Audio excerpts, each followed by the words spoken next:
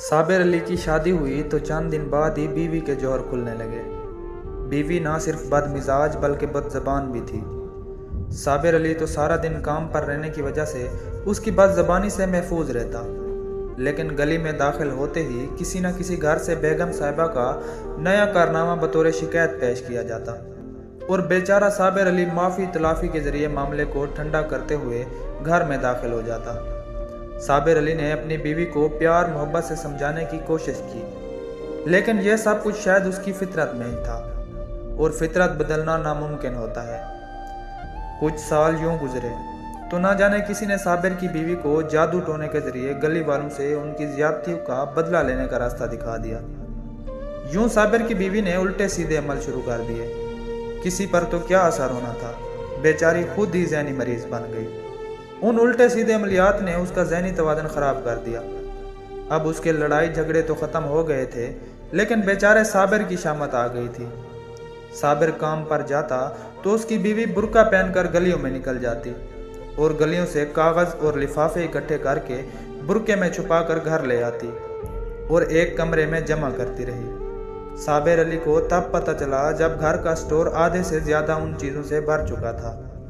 अब वो शाम को काम पर वापस आता, सारा गंदा कबाड़ उठाकर बाहर फेंक कर आता और लोगों के सामने शर्मिंदा अलग होता।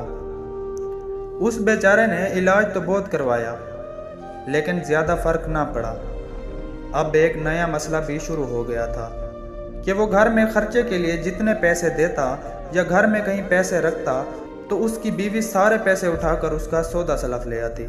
कभी तो सारे पैसों का जूस ले आती, कभी फलों का ढेर लगा देती और कभी कोई दाल वगैरह खरीद कर ले आती। साबिर अली फल वगैरह तो इधर उधर के घरों में बांट दिया करते और बाकी चीज़ें किसी तरह मिन्नत समाजत करके वापस करता। हैरत की बात यह थी कि उन तमाम मुश्किलात के बावजूद साबिर ने बीवी को ना कभी मारा और ना उसे तलाक देने का सोचा। एक दिन कुछ लोगों ने उससे हमदर्दी जताते हुए उससे कहा भी कि क्यों इस अजाब से जान नहीं छुड़ा लेते, तुम माशाअल्लाह भी जवान हो, अच्छा खासा कमाते हो, अभी औलाद भी नहीं, तो इसको तलाक देकर दूसरी शादी क्यों नहीं कर लेते।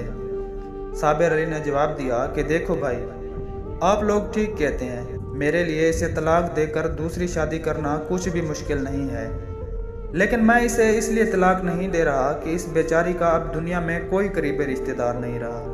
माँ बाप इंतकाल कर गए, भाई बहन थे नहीं, तो अब अगर मैंने इसे तलाक दे दी तो ये बेचारी कहाँ जाएगी, और फिर मैं तो इसकी आदतों से वाकिफ़ हूँ, इसके साथ गुजारा कर रहा हूँ, लेकिन मेरे तलाक देने के बाद कौन इस बेचारी से शादी करेगा, इस बेचारी की ज़िंदगी तबाह हो जाएगी। तो मेरा ज़मीर ये गवारा नहीं करता कि मैं अपने आराम के लिए किसी की ज़िंदगी तबाह करूं। साबिर की ये बातें सुनकर फिर किसी में हिम्मत ना हुई कि उसे तलाक देने का मशवरा दे। साबिर अली अब बूढ़ा हो चुका है और उसकी बीवी आज भी उसी तरह है।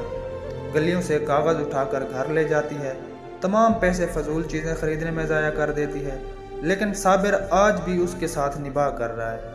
साबिर कोई ज़्यादा मजहबी और इबादत गुजार नहीं है, लेकिन मेरी नज़र में वो एक जन्नती आदमी है जिसने अल्लाह की एक बंदी पर इतना रहम खाया हुआ है। क्या अल्लाह उस पर रहम नहीं खाएगा।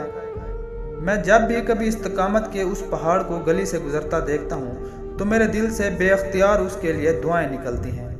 वो वाकई साबिर है और उसने दुनिया वालों को बतलाया है कि सब्र किसे कहते हैं। प्यारे दोस्तों, अगर आपको मेरी ये वीडियो अच्छी लगी हो तो मेरे इस YouTube चैनल को ज़रूर सब्सक्राइब करें ताकि मेरी हर नई आने वाली दिलचस्प वीडियो आप तक बआसानी पहुंचती रहे। शुक्रिया।